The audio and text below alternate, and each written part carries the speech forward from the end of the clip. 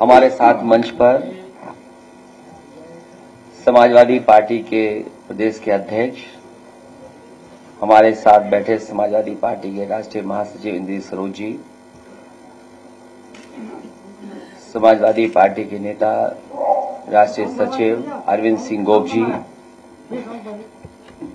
Party के बहुत जिम्मेदार सभी हमारे नेता, हमें खुशी इस बात की कि लगातार समाजवादी पार्टी का और खासकर पीडीए परिवार बढ़ता जा रहा है। जो साथी आज पार्टी में शामिल हो रहे हैं, मैं उन सभी साथियों का बहुत बहुत धन्यवाद और आभार प्रकट करना चाहता हूं। सबसे पहले मैं सुभाष श्रीवास्तव जी, पूर्व विधायक, बहुत ही सम्मानित और बहुत समय के राजनीति की परिस्थितियों को समझने वाले, मैं इनका और इनके सभी सहयोगी साथियों का बहुत बहुत धन्यवाद देता हूं जो पार्टी में आज आ पा रहे हैं। मदन गौतम जो हमारे ही जनपद के हैं, हमारे साथ रहे, कई बार के विधायक हैं, इनके आने से समाजवादी पार्टी को और ताकत मिलेगी। इनके सहयोगी साथियों के आने से समाजवादी पार्टी हमारे आसपास के जिलों में और मजबूत दिखाई देगी। डॉक्टर सीताराम राजपूत जी का मैं स्वागत करता हूं। परवेज आलम जो बहुजन समाज पार्टी छोड़ करके आए हैं, मैं उनका और उनके सभी सहयोगी साथियों का बहुत बहुत स्वागत करता हूं। इलियास अंसारी साहब, जिन्हें हम मना लेते तो शायद हमारे साथ ही रहते, लेकिन कुछ राजनीतिक परिस्थितियों की वजह से वो हमें छोड़ करके चले गए थे, लेकिन बहुत ज्यादा दिन दूर नहीं रहे। आज पुनः समाजवादी पार्टी में और इस आंदोलन की मदद करने के लिए आए, मैं उनका भी बहुत बहुत स्वागत करता हूं और हमें उम्मीद है कि वो और उनके सभी सहयोगी साथी मिलकर के समाजवादी पार्टी की मदद करने का काम करेंगे। मुझे खुशी है इस बात की कि बहुत सारे साथी ये चाहते थे कि सुबोध यादव समाजवादी पार्टी में शामिल हो जाएं, और आज वो और उनके बहुत जिम्मेदार और बहुत ही बड़ी संख्या में साथी आए हैं। मैं सुबोध यादव का और उनके सभी साथियों का बहुत बहुत स्वागत करता हूं। समाजवादी पार्टी को मजबूत बनाने का काम करेंगे। तिलक चंद वर्मा जी जो हरदोई में बहुजन समाज पार्टी से लड़े थे, आज पुनः समाजवादी पार्टी में शामिल हो रहे हैं।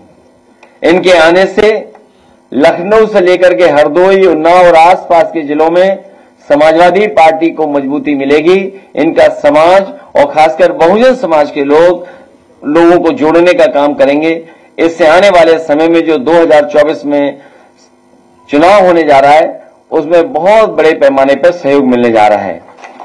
लतेश बिदोड़ी जी राष्ट्रीय युवा लोकदल छोड़ करके आए हैं, हम उम्र हैं, नौजवान साथी हैं। ये लंबे समय तक हमारी पार्टी के साथ जुड़ करके समाजवादी आंदोलन को मजबूत करेंगे। मैं इनका भी बहुत बहुत स्वागत आज समाजवादी पार्टी में करता हूं।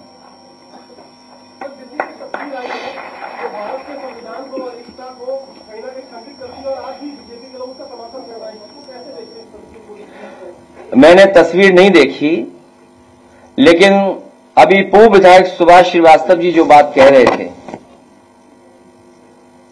कि ये संविधान बचाने का चुनाव है, लोकतंत्र बचाने का चुनाव है, आरक्षण बचाने का चुनाव है, अपना सम्मान बचाने का चुनाव है। और अगर हम कहें कि अपनी आजादी बचाने का चुनाव है, तो जिस तरीके से कभी मंथन हुआ था, ये समुद्र मंथन की बात जो हुई है कभी, ये संविधान मंथन का समय है। एक तरफ वो लोग हैं जो संविधान की रक्षा करना चाहते हैं, दूसरी तरफ वो लोग हैं जो संविधान को खत्म करना चाहते हैं।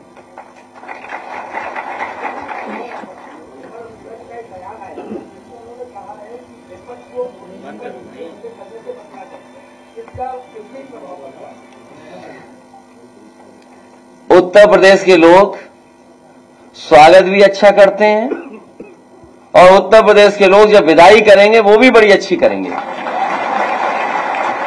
जो लोग 14 में आए थे वो 24 में जाने वाले हैं,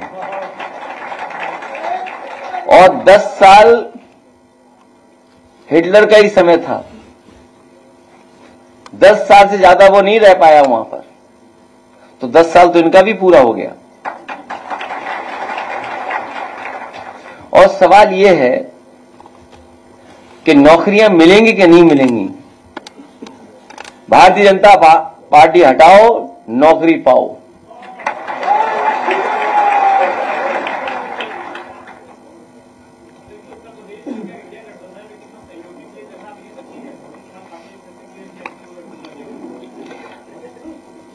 जिसका दाना उसका गाना। प्रेस के लोग आप भी बचिए।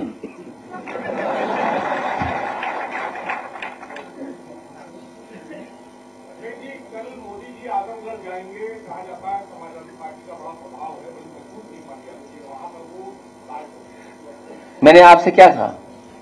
उत्तर प्रदेश की जनता स्वागत भी अच्छा करती है और विदाई भी अच्छा करती है।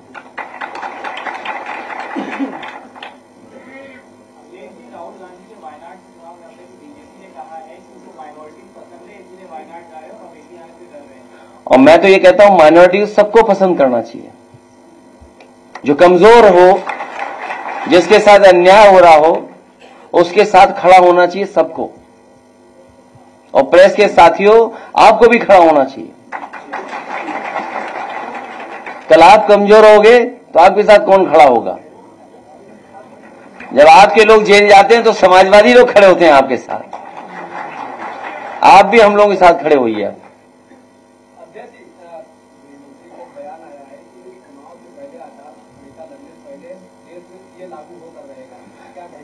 आचार संहिता तब मैं मानूंगा लागू हो गई जब डीजीपी हट जाएंगे, पुलिस के अधिकारी हट जाएंगे।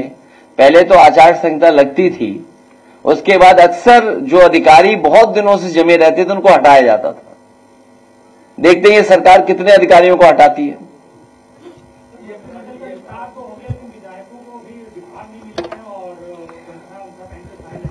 जब तक विभाग मिलेगा और प्रमुख सचिव को अपॉइंट कराएंगे तब तक चुनाव आ जाएगा।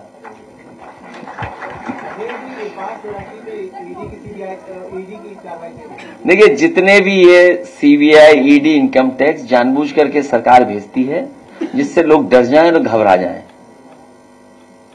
और फंसाने का काम करती है।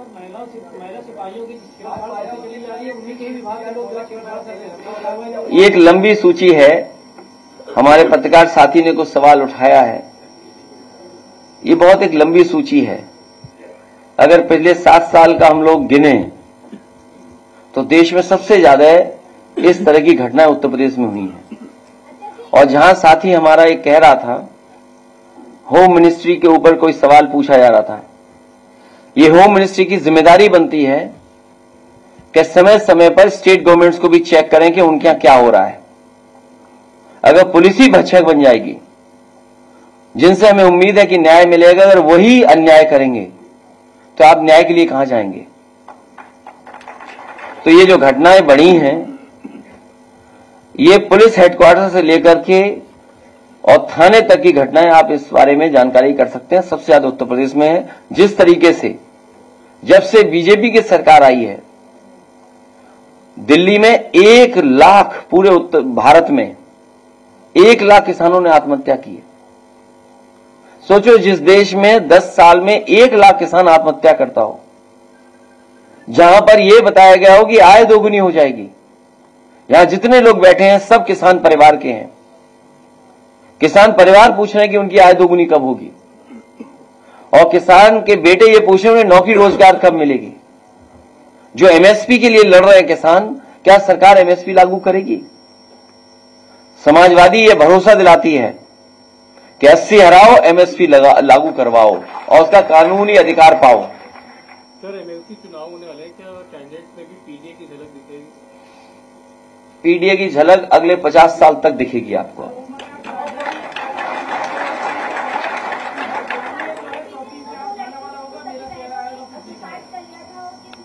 वो गंभीर मामला है जहां 2 बहनों ने आत्महत्या की और पिता ने भी जान दे दी। ये बहुत गंभीर विषय है। कम से कम बीजेपी को न्याय दिलाना चाहिए परिवार को, और कहीं ऐसी घटना दोबारा उत्तर प्रदेश में न हो, उसके बारे में भी सरकार को सोचना चाहिए। जो लोग जीरो टॉलरेंस की बात कर रहे थे, उनका कानून व्यवस्था उत्तर प्रदेश में जीरो हो चुका है।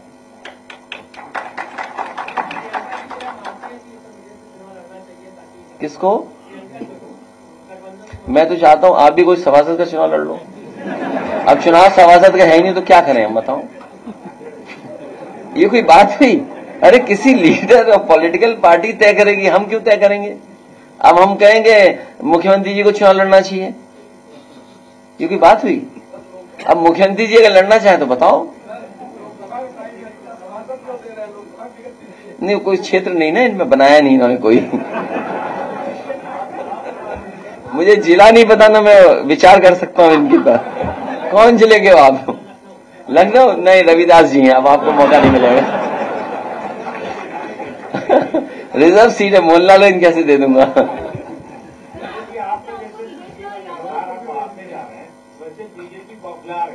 तो आपके भी चैनल में पी है। बीजेपी अभी और घबराएगी, इसलिए घबराएगी क्योंकि पीडीए का हक और अधिकार छीने इन्होंने। आप बताइए, वाइस चांसलर के अपॉइंटमेंट्स हुए हैं, पीडीए कितना है उसमें?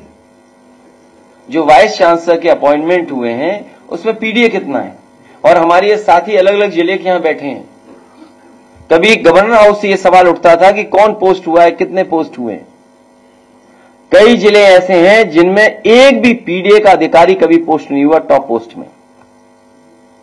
कई जिले ऐसे हैं जिसमें पीडीए का बड़ी पोस्टिंग पाया ही नहीं। तो ये तो केवल एक बात बता रहा हूं मैं आपको कि यूनिवर्सिटियों में जो अपॉइंटमेंट हुए 34 में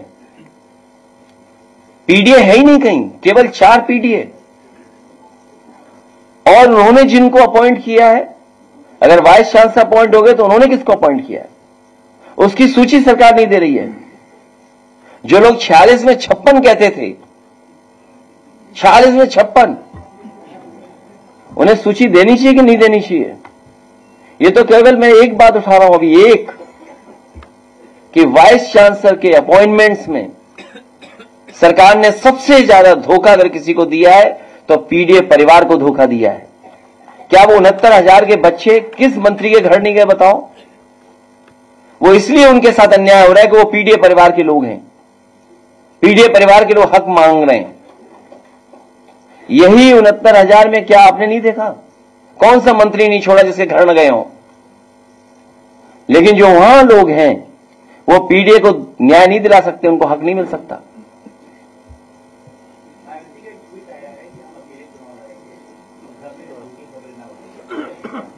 मैं उनको बहुत धन्यवाद देता हूं।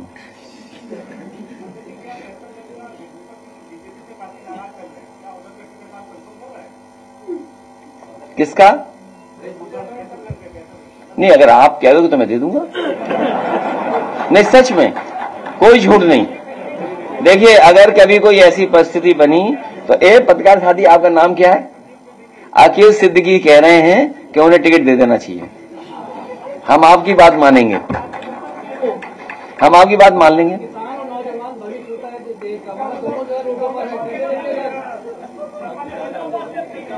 भाई, हमें टिकट का कैसे बता दूं? अभी ये कांग्रेस वाले पूछे, आप बीजेपी की पूछो, मैं क्यों तय करूंगा टिकट किसी दूसरी पार्टी का? नहीं, मेरे संपर्क में कोई नहीं है। नहीं, हमारे संपर्क में नहीं है। नहीं, हमारे संपर्क में नहीं है।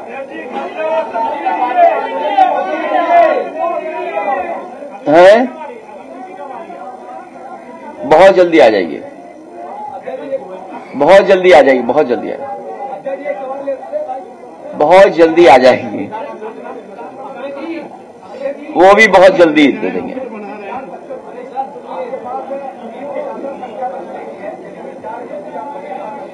नहीं, अभी चुनाव है, उलझाओ मत इन बातों में।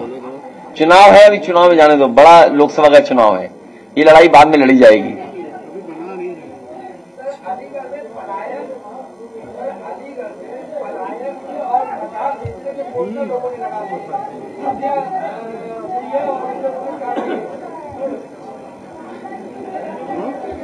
अरे रुक जा बेटा, अभी इनका दरखास्त लेना, अभी बच्चे दरखास्त देना अपनी, ठीक है? दरखास्त देना, किसी कोई व्यक्ति हो दरखास्त ले लो, सिक्योरिटी वाले दरखास्त ले लो, उसकी मदद कर देंगे। हाँ हाँ, किसने लगाया पोस्टर, किस कारण, मुझे जानकारी नहीं है।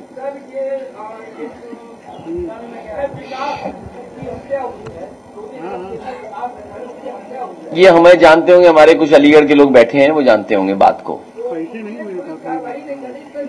पुलिस कहाँ कार्रवाई कर रही है, पैसा दे दो कार्रवाई कर देगी पुलिस। ये कोई नई बात बता रहे हो क्या आप ये बताइए, बलिया में अंबिका चौधरी जी बैठे हैं यहां पर, एक व्यापारी ने लाइव अपनी जान दे दी, याद है आपको? कुछ सूदखोरों से उसने पैसा लिया था, और जब पैसा नहीं दे पाया, कुछ दे दिया कुछ नहीं दे पाया, उसका भी उसने वादा कर दिया, उसकी जमीन घर मकान लिखाना चाहते थे, मजबूरी में वो लाइव आकर के उसने अपनी जान दी, याद है? हाँ, जबरदस्ती लिखवाया, उसके घर मकान ले लिया, जिसके कारण उसे अपनी जान देनी पड़ गई।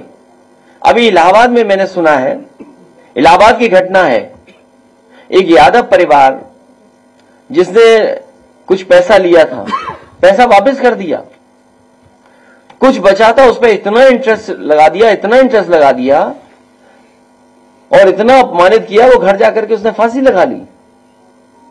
और थाना और पुलिस मदद उसकी कर रहा जो हत्यारा है, जिसकी वजह से हत्या हुई है। कोई नई बात बता रहे हो आप?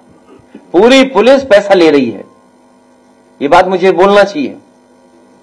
इतना करप्ट, इतनी करप्ट पुलिस कभी नहीं हुई होगी, और इतना करप्शन उत्तर प्रदेश में कभी नहीं हुआ होगा जितना भारतीय जनता पार्टी की सरकार में चल रहा है। क्या आप कल्पना कर सकते हैं लखनऊ में सड़क में कितना गहरा गड्ढा हो गया था, बताइए आप तो देखने गए होंगे, कितना है? नहीं, कितना गहरा गड्ढा था। वो तो गाड़ी बच गई, उसने ब्रेक टाइम से लगा लिए। नहीं, वो गाड़ी यूं लटकी हुई थी, याद कीजिए आप। हाँ, और आप सोचिए, एक अखबार ने लिखा अंग्रेजी में, हाँ शायद मुख्यमंत्री जी अंग्रेजी नहीं पढ़ते होंगे,